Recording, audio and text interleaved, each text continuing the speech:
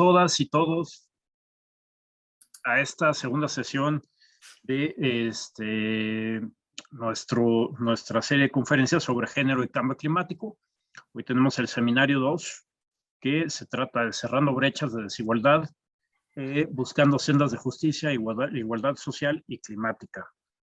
Aquí tenemos el gran gusto de tener a la doctora Margarita Velázquez Gutiérrez, que es doctora en Ciencias Sociales por el Instituto de Estudios Latinoamericanos de la Universidad de Londres y licenciada en Psicología Social por la Universidad Autónoma Metropolitana, plantel Xochimilco.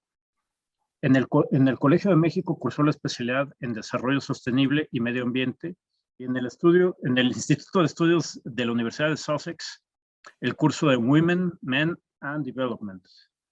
Ingresa al Centro Regional de Investigaciones Multidisciplinarias de la Universidad Nacional Autónoma de México en 1993, donde hoy se desempeña como investigadora titular B, definitiva de tiempo completo. En el rubro de la investigación es fundadora del primer seminario multidisciplinario de estudios de género del CRIM. Asimismo, es pionera en México en la indagación científica sobre los vínculos entre los temas de género, sociedad y medio ambiente, en los que viene trabajando desde finales de los años 80, con su participación en la investigación sobre percepciones sociales de la deforestación en la selva lacandona, junto con Lourdes Aríspes y Fernanda Paz. A inicio de los años 90, organiza el primer diplomado nacional y el primer seminario internacional sobre esta temática, con el apoyo del entonces Programa Universitario de Estudios de Género, hoy Centro de Investigaciones y Estudios de Género, CIEG, en donde funda también la primera área de trabajo sobre el tema. En este sentido, la doctora Velázquez sobresale por abrir camino en temas de frontera y por el impulso de diálogos multi e interdisciplinarios entre científicas y científicos sociales, naturales y las ingenierías. Actualmente trabaja en temas vinculados con las dimensiones sociales del cambio climático, acercándose a temas tales como el uso del tiempo, la economía del cuidado, trabajo femenino y aquellos relacionados con la movilidad, energía, resiliencia sísmica y emisiones de gases de efecto invernadero, tanto en áreas urbanas como rurales. Sus áreas de interés también se han vinculado a temas de política social, desarrollo, sustentabilidad y género, y es autora de 6 libros y un gran número de artículos y capítulos en libros sobre igualdad, equidad de género, desarrollo y sustentabilidad. Pues muchísimas gracias, doctora, por estar aquí con nosotros y le dejo la palabra. Muchísimas gracias, doctor Estrada. Voy a compartir una pantalla. Me da mucho gusto estar en el PINC el día de hoy y en este seminario que me parece que es muy importante, y además sé que me antecedió en la primera presentación alguien a quien yo quiero y respeto mucho, que es mi querida Ana de Luca. También conozco a Miriam Gayantak, que por ahí va a andar. Entonces, bueno, pues somos varias de la casa, diría yo. El PINC siempre se ha destacado por ser una institución universitaria en donde los temas de género han sido muy bien recibidos. Yo debo decir que muchas de las, investigaciones que he realizado, las he realizado gracias al apoyo de este programa, ¿no? De este programa universitario que siempre se ha destacado por este apoyo a temas nuevos, a temas de diálogo disciplinar. Soy alguien que, más que hablar o afirmar que existe la transdisciplina, le gusta hablar de, estamos iniciándolo con diálogos entre las disciplinas. Para mí siempre ha sido muy desafiante poder hablar desde un ingeniero forestal hasta un físico que está viendo la emisión de gases de efecto invernadero.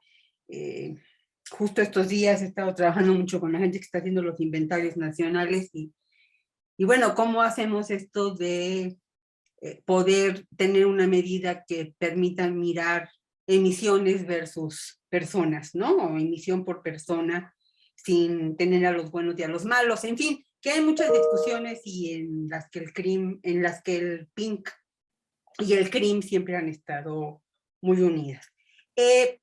Justamente ahora estoy trabajando y sobre todo en estos tiempos, no sé si modernos o premodernos, pero estuve trabajando en los documentos que se podían presentar desde la región latinoamericana en la COP26. Y bueno, creo que es muy importante considerar esta dimensión de la desigualdad social y de género, y ahorita explico por qué de las dos, en esta gran crisis climática, ¿no? Ya no hay para dónde hacernos, no, el cambio climático dejó de ser un anuncio de futuro, ahora es un hecho real, ya está aquí, ya estamos en eso. Incluso yo a veces dudo que tengamos que seguir hablando de mitigación y de adaptación.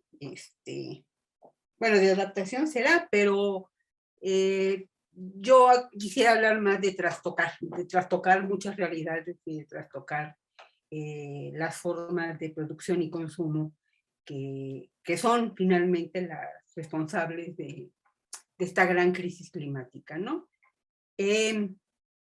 Yo diría que en este momento entonces hay tres grandes crisis en la humanidad.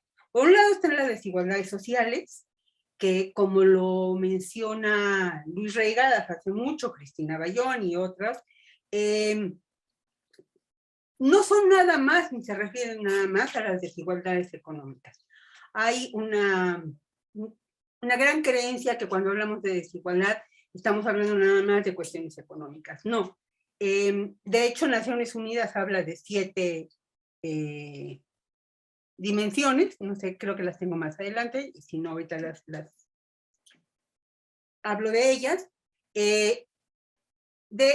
Está la crisis climática, que a ustedes creo que no tengo que platicarles mucho, y hay una tercera crisis que generalmente no está considerada y que ahora las feministas llamamos la crisis de los cuidados, que no es más que aquella vieja crisis entre el ámbito de la producción y de la reproducción social, y que en el marco de la pandemia, y muchos de ustedes seguramente la vivieron, quedó de manifiesto y hoy es imposible hablar de estas 3 crisis.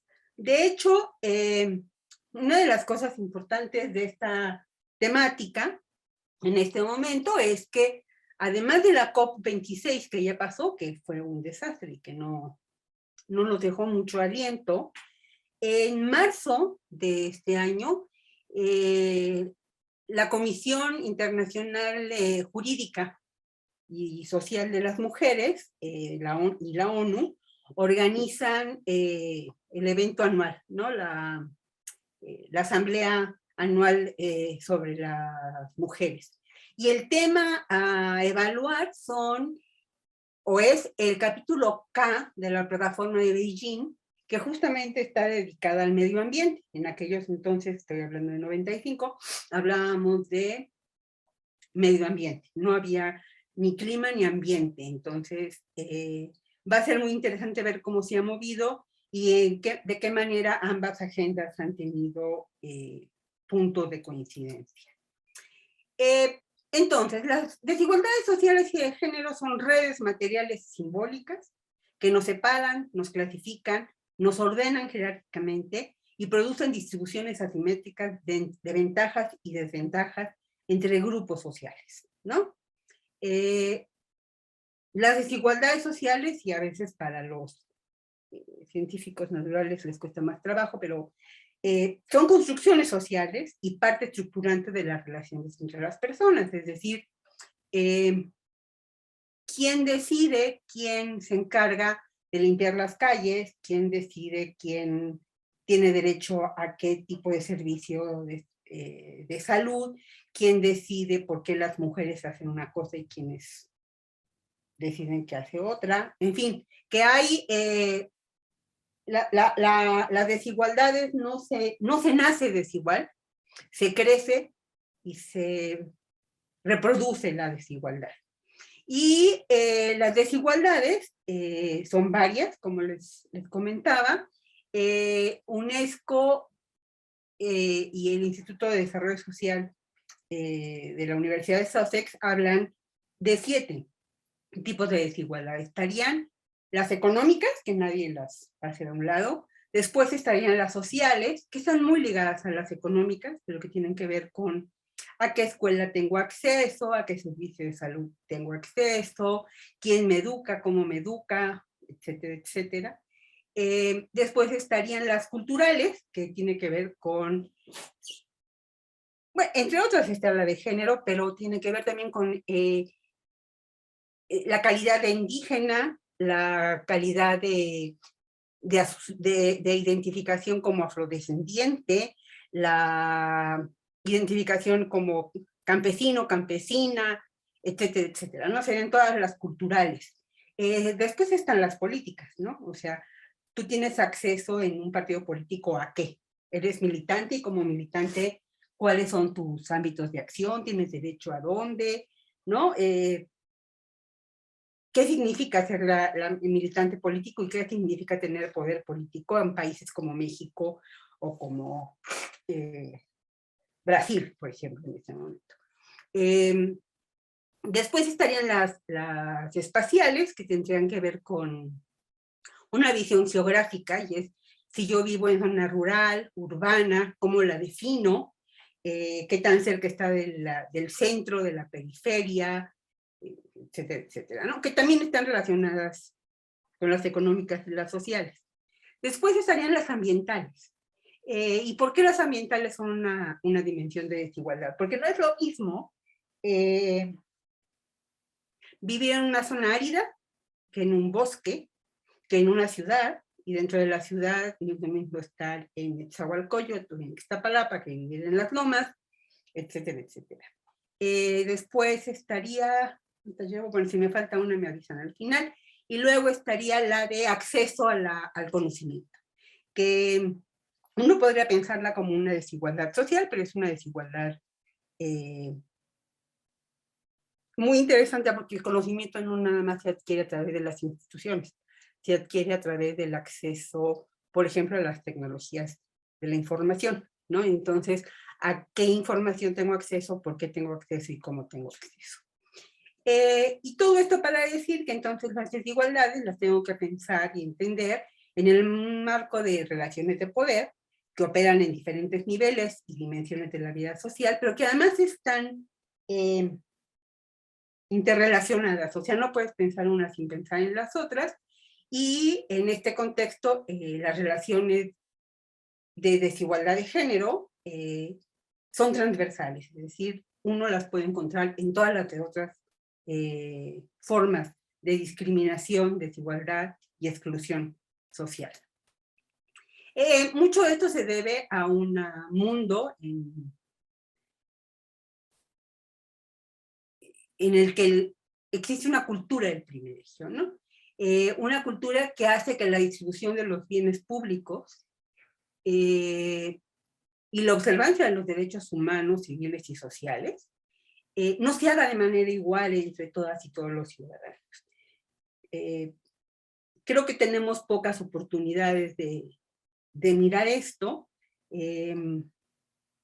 No se trata de sacar a quienes ya tenían el privilegio para dárselo a otro, sino de asegurar que todos tengamos derecho a esa, que tengamos acceso a ese derecho, perdón, ¿no? Y en la cultura del privilegio, bueno, es una cultura que nos cruza y nos cruza en toda América Latina. Yo creo que México es un país mucho de la cultura del privilegio, igual que otras, Chile, Brasil, Argentina, en fin. Y esta cultura del privilegio, ¿qué hace? Pues hace que, o tiene tres rasgos básicos. Por un lado, hace que las diferencias se conviertan en desigualdad de manera natural. La mujer y el hombre son desiguales, ¿no? Entonces, la diferencia biológica la convierte en una desigualdad natural. Yo establezco entonces, de manera muy parcial, una jerarquización a partir de alguien que es juez y parte. O sea, el hombre es el que manda. ¿Por qué? Porque es el hombre y porque es el que manda. Nadie cuestiona ese papel proveedor, por ejemplo, como nadie cuestiona el papel de cuidadora de las mujeres. Y tercero, que se reproduce y se transmite a través de distintos actores, instituciones, reglas, prácticas cotidianas, usos y costumbres. A mí me llamó muchísimo la atención escuchar hace 2 o 3 días todavía que en Oaxaca, y no recuerdo ahorita el nombre del lugar, las mujeres se habían quejado porque les decían que no podían votar porque había un acuerdo de la comunidad y el acuerdo nomás no apareció. Entonces ellas están muy enojadas porque claro, es un acuerdo de los hombres que a ellas les obstruye la observancia de un derecho humano, que es la de emitir el voto y la de ser votada, ¿no? Y ahí uno se pregunta dónde está el Estado, que es quien tiene que mirar que la observancia del derecho exista. Bueno, aquí están las dimensiones de la desigualdad, que ya había yo hablado. Creo que no me faltó ninguna. Era la económica, la social, la cultural, la política, la espacial, la de acceso al conocimiento y la ambiental, que es obviamente la que menos se toma en cuenta,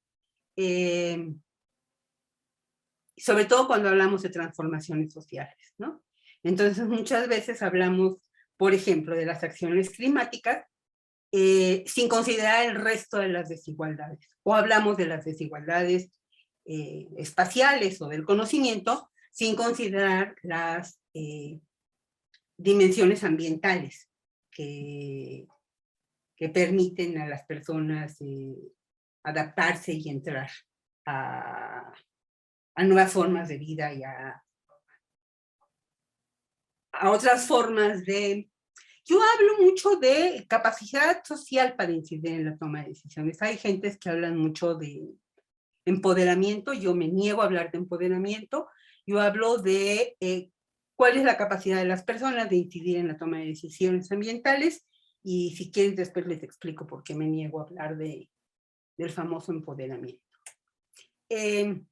Bueno, de esto no tengo que platicarles mucho. Creo que aquí estamos, que el 1,5 grados que aumentamos no lo vamos a bajar, que sí vamos a llegar a 2.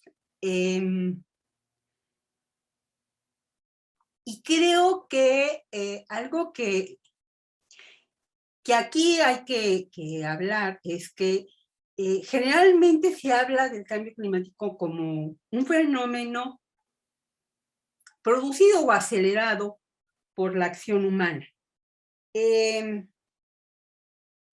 Y esto nos ha llevado a pensar que son actividades individuales.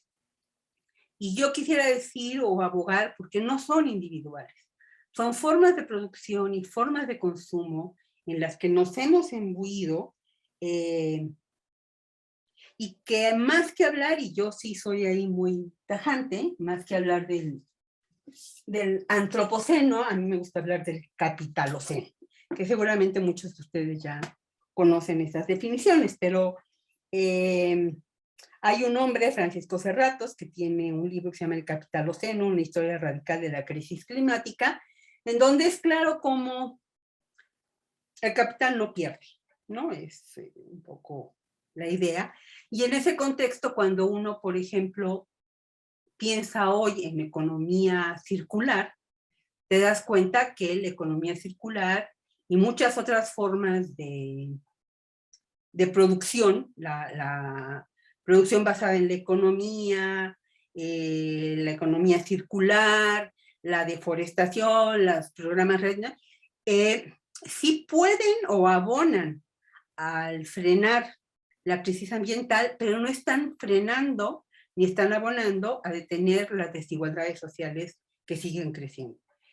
A mí no me parece sano que la economía circular se quede en manos de Coca-Cola o que se quede en manos de grandes empresas. O sea, habría que ver cómo podemos formar o armar modelos de economía circular distintas. Sobre todo la economía circular me interesa porque Es un lugar donde las mujeres participan mucho, porque son mujeres y limpian y cuidan, y que son muy discriminadas y muy maltratadas por sus compañeros varones y por el mismo sistema sobre el cual se hace, perdón,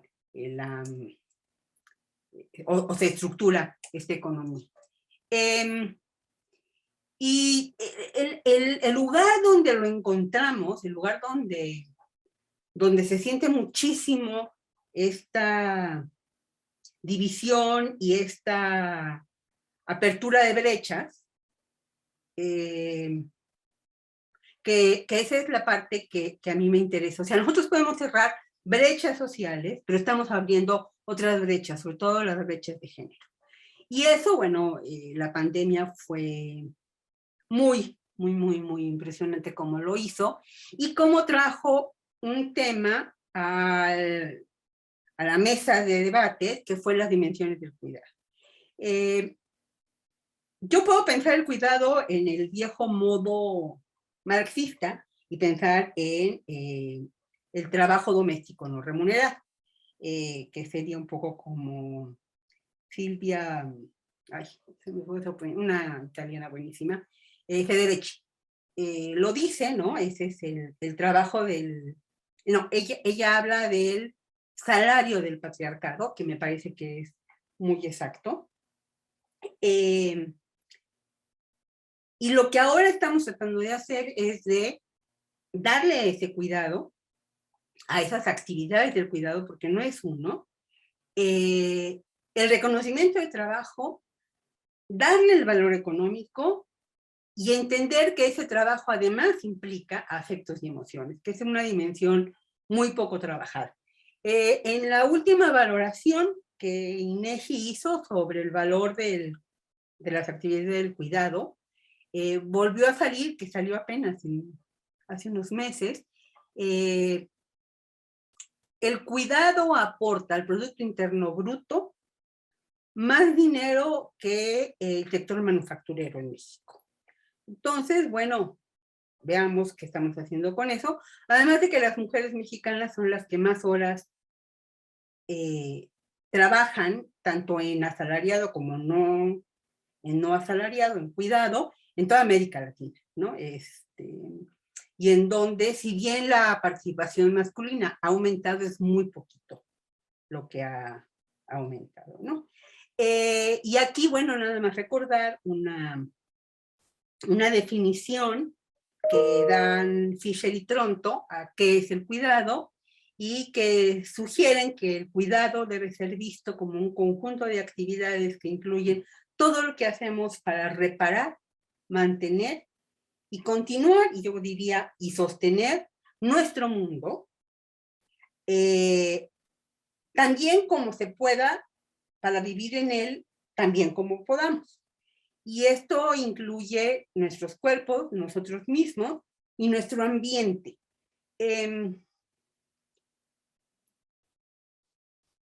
Aquí una de las cuestiones más filosas es que bajo esta acepción, entonces otra vez las mujeres y muchas ecofeministas lo mantienen, las mujeres tenemos de manera natural, o sea, por instinto, la posibilidad o la capacidad o las ganas de cuidar el ambiente. Yo tengo que decirles que en 1995, que llegué a la zona maya, porque había un grupo de mujeres que se llamaban bordadoras ecológicas, y llegué a preguntarles a las mujeres mayas de la zona de Quintana Roo, porque, o sea, yo salía a ver cómo se abrazaban a los bosques, como decía Vandana Shiva, y, oh decepción, ninguna iba al monte, todas me decían que hacía calor y que era horrible. Y las bordadoras ecológicas me dijeron que eran bordadoras ecológicas porque con eso le daban a la idea de la gente, que quería oír hablar de eso. Y fue interesante porque entonces uno se da cuenta que la relación con ese medio ambiente, el de las mujeres, está socialmente construido. qué tanto les da cuidar o no cuidar y para qué vamos a cuidar. Y lo que estas mujeres a mí me dejaron muy claro fue que, y fue una de ellas, una viejita, me dijo, si usted quiere entender la relación de las mujeres con el bosque, entienda por qué los hombres se beben el bosque. Y claro, porque cuando llegaba el reparto de la tierra, los hombres se bebían, se acababan en la cantina todo el dinero, y ese fin de semana, además, aumentaba la violencia contra las mujeres. Entonces, por ahí hay que seguir mirando esta parte, ¿no? Y hay muchas investigaciones después de la mía que han dado esta misma, o sea, han llegado a las mismas conclusiones, ¿no? Bueno, ¿por qué hay una crisis? ¿Por qué hay una crisis de cuidados? Bueno, hay una crisis de cuidados no nada más por la crisis ambiental, sino porque hay un cambio demográfico a nivel mundial, en donde entonces ahora tenemos más población adulta mayor, como en mi caso, por ejemplo, que vamos a necesitar cuidados a lo largo de todo nuestro, hasta muchos años esperamos. Y entonces ahora el cuidado no es nada más de los niños, sino que también cuidamos a adultos mayores. Y Batajani dice que hoy cuidamos y mañana nos cuidan. Y creo que ese es un cambio importante en la concepción del cuidado. Segundo, porque el capitaloceno el capital no ha terminado su proyecto, no lo ha cambiado, pero las mujeres sí, y ya no queremos tener proyectos de vida limitados a lo privado, sino también queremos tener proyectos de vida de adquisición de derechos y de ejercicio de nuestros derechos, ¿no? Ya no queremos que nada más se nos asigne el trabajo tradicional, sino que queremos hacer otro. Y bueno, porque hay una crisis del cuidado. Estamos teniendo ante esta situación de cuidar más y de ya no querer cuidar, tenemos que estar cambiando o trastocando los arreglos tradicionales del cuidado. Las mujeres ya no nada más quieren estar en eso, los hombres tampoco se quieren encargar, pero socialmente nadie quiere poner dinero para cuidar. Y mucho de esto lo que hace es alimentar a la crisis ambiental, ¿no? Es más fácil comprar para desechar. El trabajo doméstico ambiental no remunerado consume mucho tiempo. ¿Quiénes en las casas reciclan? ¿Qué reciclan? Toma tiempo. Para las mujeres, separar la comida, o sea, separar la basura, es una chamba, y es una chamba que no se ve, que no se paga, porque además todo lo que es economía circular, es decir, todo lo que tiene dinero, que yo puedo reciclar y que voy a recibir dinero a cambio, estamos ya documentando cómo esas son las que realizan los hombres. Las mujeres se pagan, ellos venden y ellos se quedan con el dinero. Las mujeres se quedan nada más con aquello que reciclan de manera orgánica para su comida cotidiana. Entonces, ¿qué necesitamos? O sea, necesitamos pensar en el futuro y en la crisis ambiental y en lo que viene a partir de una transformación de los pactos sociales y de los contratos sociales, ¿no? O sea, hay que eliminar las culturas del privilegio, hay que poner fin a las desigualdades sociales y territoriales y transitar hacia una distribución justa de bienes y a la observancia de los derechos humanos. Hay que transformar los modelos de producción y consumo y con ello avanzar hacia la construcción verdaderamente de patrones de sostenibilidad ambiental y social. Y yo no quiero que los hombres hagan más, yo no quiero que los hombres me hagan el favor, yo no quiero que los hombres, ¿no? O sea, yo quiero trastocar la división sexual del trabajo. yo quiero que las instituciones no nada más me den el working time en la computadora, el home working, para que entonces pueda ir por los niños y ver a los niños y estar con los niños. O sea, también quiero tener más tiempo para mí como mujer. Y los hombres deberían de ir a recoger a los niños a la escuela y cuidar a los niños en la casa, etcétera. No como un favor a la mujer, sino como parte de sus obligaciones. Igual que las mujeres piensan con el dinero, porque hoy por hoy las mujeres son proveedoras también de las unidades domésticas. Entonces, para mí esa sería como como mirar el futuro y cómo entonces en estos arreglos que CEPAL, que Naciones Unidas, que ahora en el marco de la COP26 han empezado a surgir, tenemos que pensar en eso, en cómo trastocar, en cómo hacer realmente justicia climática, ¿no? Y bueno, pues trabajar más en esta parte. Y creo que mejor hablamos ya con todos. Muchas gracias.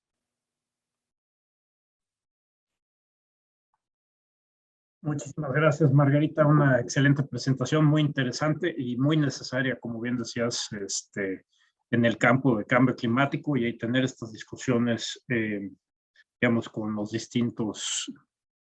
distintas partes de la academia y de las distintas partes de la sociedad, ¿no? Hay cosas que el cambio climático nos va a poner todavía más enfrente en la cara y esta es una de ellas, ¿no? Claro. Entonces, sí.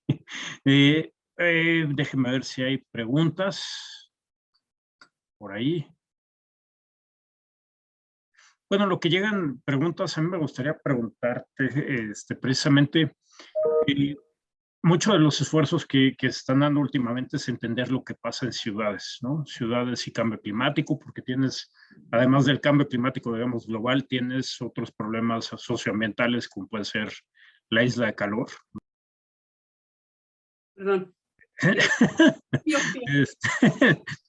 La isla de calor y todos los problemas que con eso trae, y además con una distribución bastante, que acentúa, digamos, la desigualdad que ya tenemos, ¿no? Si uno ve la isla de calor en la Ciudad de México, pues ¿en qué delegaciones es donde la isla de calor es más fuerte? Pues bueno, en las delegaciones que tienen un mayor rezago social, ¿no? Y bueno, los estudios que hicimos nosotros, pues podemos ver que con el cambio en la población, ¿no? El grupo etario que va a crecer más son los adultos mayores, y en particular en esas delegaciones, los adultos mayores y mujeres, ¿no?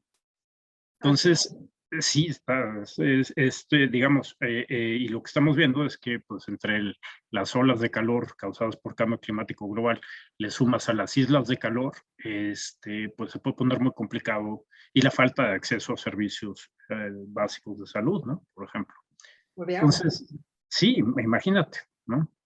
Entonces, ¿qué nos podrías decir de cómo le hacemos para enfrentar esto que parece como una bola de nieve que a veces algunos piensan que viene muy lento, pero la verdad es que viene muy rápido, ¿no? ¿Qué podemos, qué tendríamos que estar haciendo? ¿Qué prioridades ves tú para hacerse en esto, ¿no? En este problema? La prioridad número uno sería para mí el agua. Yo soy alguien que y el agua, la escasez de agua y el exceso de agua, ¿no?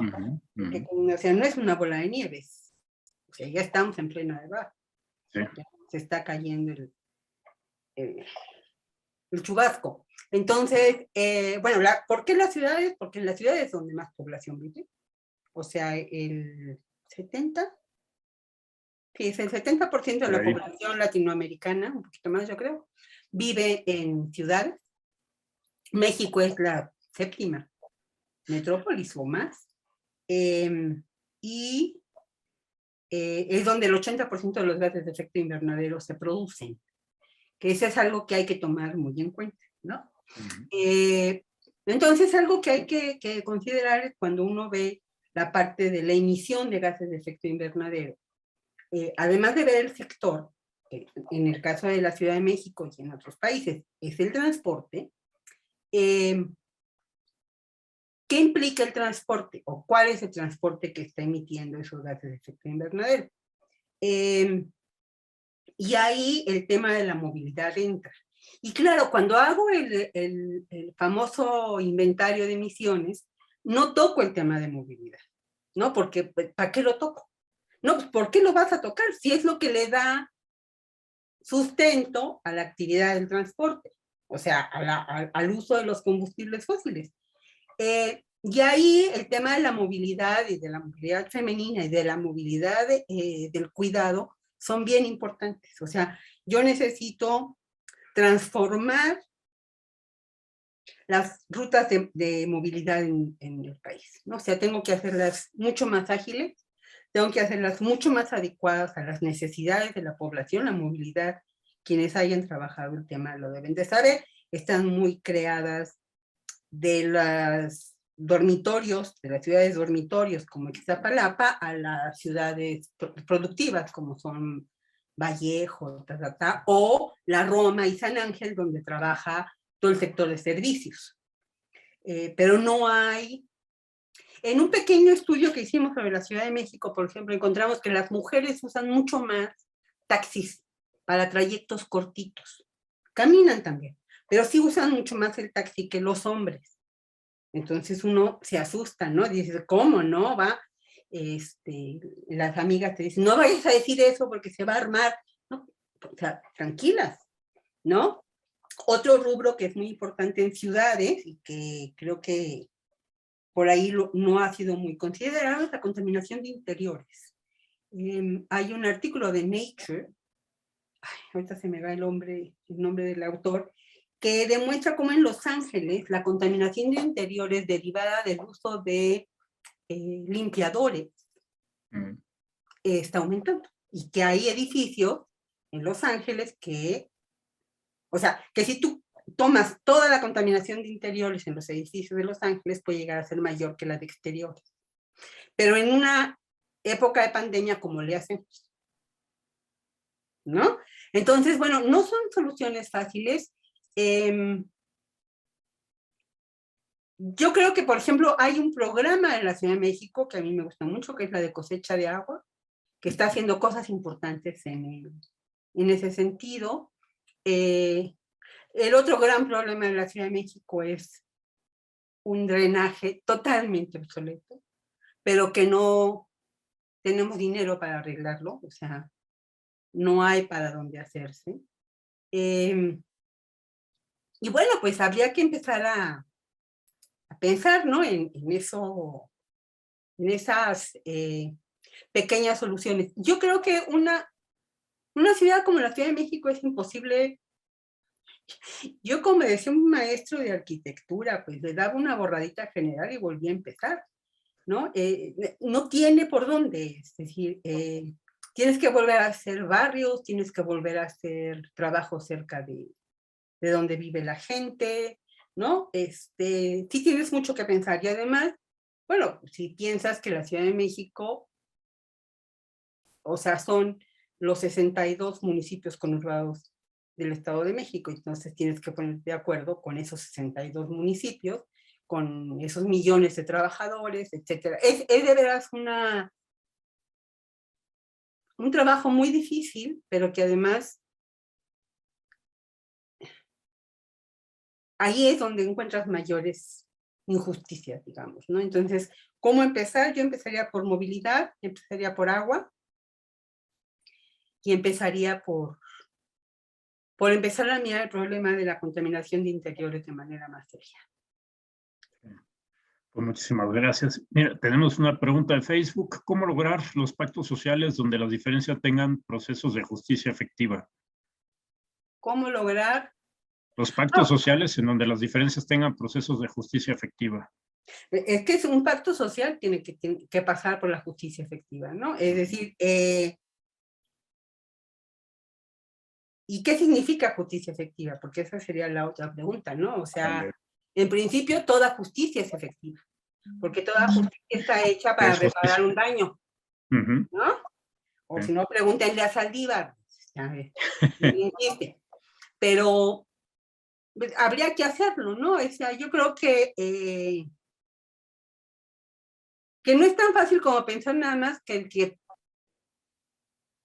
contamina paga, o sea, yo soy menos de las soluciones fáciles de Gabriel Cuadri, porque pues son mucho más fáciles,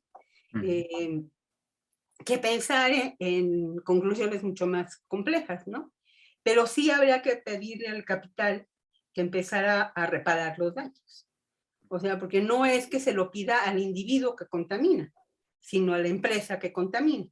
O sea, a mí no me sirve que las refresqueras tengan grandes campañas de recolección de botellas de plástico para que después ellos hagan su mismo negocio, ¿no? O sea, la idea sería ver cómo con esos pequeños negocios yo puedo apoyar una economía social, ¿no? O sea, cómo... Hablamos además, perdón, más que de una justicia efectiva, de una justicia redistributiva. El problema en México no es la ausencia de recursos, es la falta de redistribución de los recursos. Sí, completamente de acuerdo. Aquí también nos preguntan, en un periodo de 10 años, Agenda 2030, ¿cuáles serían los elementos prioritarios para lograr dichos pactos sociales? ¿Cuáles serían los? Pues primero que los pactos sociales abusados, porque no son nada más contratos a gran escala, son pactos sociales individuales, cotidianos, diarios, ¿no? O sea, son pactos sociales con mi pareja, son pactos sociales con los directivos de la escuela, son pactos sociales con las instituciones de salud, etcétera, ¿no? Un ejemplo podría ser el de la salud, justamente. Hay un gran problema en México con el asunto de la salud, ¿no? En nombre de la igualdad y de la justicia, y yo no voy a poner en duda las buenas intenciones de quienes lo han creado, existe hoy el desabasto de medicina, que porque antes estaba lleno de fraudes y de, bueno, correcto, ¿no? Pero hoy la gente se muere porque para evitar el fraude tengo detenidas todas las importaciones de los medicamentos. Entonces, como por dónde le empiezo, ¿no? Yo tengo una hermana que está enferma, tiene cáncer, o sea, ya llevamos varios años en este asunto, y tiene que tomar una medicina que a saber 2 puntos vale 150,000 pesos al mes, ¿no? O sea, es el... Y claro, el seguro de gastos médicos mayores ya no dio, ya se acabó, ¿no? Porque en un periodo de 4 años, pues nos acabamos todo lo que había. Es una medicina que está en el cuadro básico, pero pues no hay procedimiento para solicitarla. Entonces, es como una cosa kafkiana, ¿no? Pero bueno, esa es una mujer adulta, ¿no? Ya de la tercera edad. Pero ¿qué pasa con los niños que no tienen medicinas? ¿Qué pasa? Entonces, esas son las justicias que... esos son los pactos sociales que hay que cambiar, pero hay que hacerlos bien hechos, bien pensados y bien sostenidos, ¿no? Entonces, si quiero acabar con... A ver, algo, perdón que lo diga, ¿no? Pero este run que corre por todos lados de vamos a acabar o vamos a borrar el Instituto Nacional de Ecología y Cambio Climático y el INTA, ¿no? El Instituto Mexicano de Tecnologías del Agua. Desafortunadamente no es rumor, ¿no? Bueno, además no es rumor, Amparo ya va a regresar, ya la van a volver a tener ahí. Pero es como de locos, ¿no? O sea, cuando en el mundo entero sabemos que es el problema principal, y que no lo puedo solucionar desde una Secretaría de Medio Ambiente sectorizada, sin recursos, ¿no? Entonces, bueno, ahí están esos son los pactos a los que me refiero, ¿no? O sea, Ujú. tendríamos que tener nuevos pactos institucionales, por ejemplo. Sí.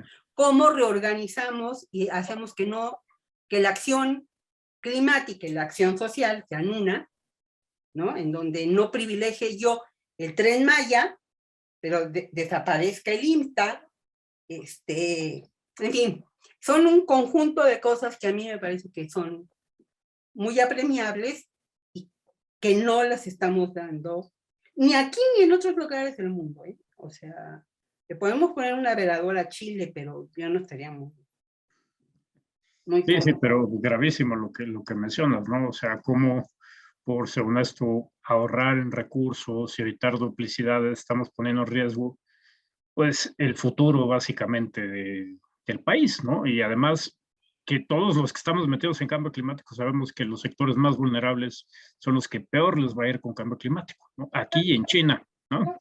Y bueno, además cuando todos sabemos también que el INEC Ujú. pagaba nada más los sueldos. O Sí, sea, que la operación del INEC se hacía con recursos internacionales. ¿no? Y además, ¿sabes qué? Una cosa muy importante, si uno ve los documentos de México para cambio climático, básicamente en su totalidad están basados en lo que hace el INEC. Entonces, Ujú, ¿no? así es. Pero bueno, ¿no? Tenemos aquí otra pregunta de Gabriela Barrera, que nos dice, buena tarde a todos, mencionó que no le gusta hablar de empoderamiento. ¿Por qué? ¿A qué se refería con eso?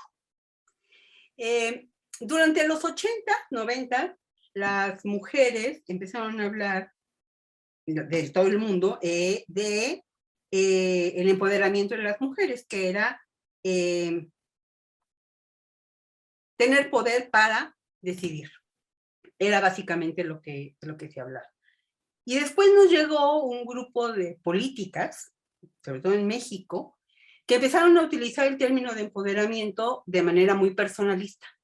Mm. Y era el empoderamiento de las mujeres visto como las mujeres en la toma de, o sea, diputadas, ¿no? O sea, que hoy lo oyen, ¿no? La legislatura de la paridad de género y bueno, pues ¿cuál paridad de género, no? O sea, no hay empoderamiento. Y entonces a mí me gusta más hablar de que CEPAL lo hace, es de proporcionar a las mujeres herramientas y capacidades para que sean autónomas en cuanto a su toma de decisiones económicas, a las decisiones económicas sobre su cuerpo, físicas, y a la toma de decisiones en acceso al poder, ¿no? O sea, cuando participo, cuando no participo y qué decisiones tomo yo, ¿no? Entonces, yo prefiero hablar de autonomía que de empoderamiento, que además en América Latina ya se está dando mucho, y es básicamente por eso no uso el término empoderamiento. Me acuerdo de Martita y me da así como disipela. Sí. Tenemos aquí una pregunta de Clemente del PINC. ¿Por qué es importante la lucha por la equidad de género en el contexto del cambio climático? Ay, Clemente, vamos a volver a empezar. A ver, ¿por qué es importante? Bueno, porque las mujeres o los impactos del cambio climático en las condiciones y en la posición social de mujeres y hombres es distinta, primero, ¿no? O sea, y la participación de las mujeres en la producción de gases de efecto invernadero, porque yo siempre tengo amigas, Saca Castañeda y otras que me regañan, no digas eso, no, sí, ni modo de negarlo. Varía, y entonces hay que considerar esa parte, o sea, la idea es trabajar con una perspectiva de género, o sea, con una perspectiva que considere el papel social de hombres y mujeres y cómo participan en la producción y son víctimas en el impacto de los fenómenos de cambio climático. Y esa es una parte muy, muy importante. Cuando yo acabo de chutarme todos los documentos, todas las decisiones de CEMUC, de la Convención Marco, sobre género, y es muy interesante porque no han cambiado la cantaleta desde la 1.18, ¿no? Y tiene que ver también con empoderamiento, o sea, La insistencia es que haya más mujeres en tomas de decisión en los organismos de cambio climático. Entonces siempre te preguntan cuántas mujeres trabajaron en el inventario, cuántas mujeres participan en no sé qué.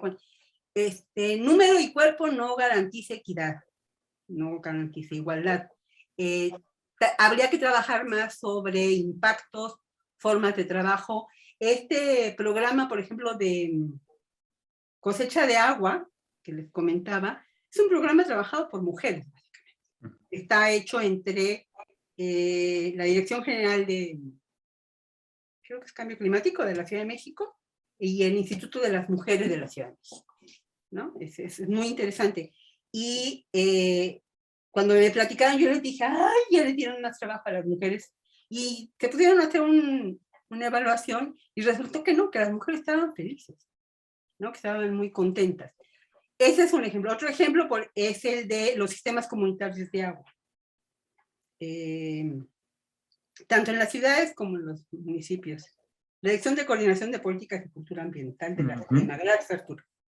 Es Leticia, bueno, no me acuerdo el nombre, pero, ¿cuál les iba a decir?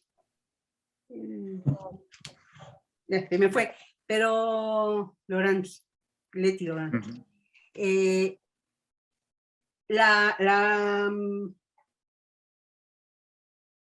Era la cosecha de agua, los sistemas comunitarios de agua.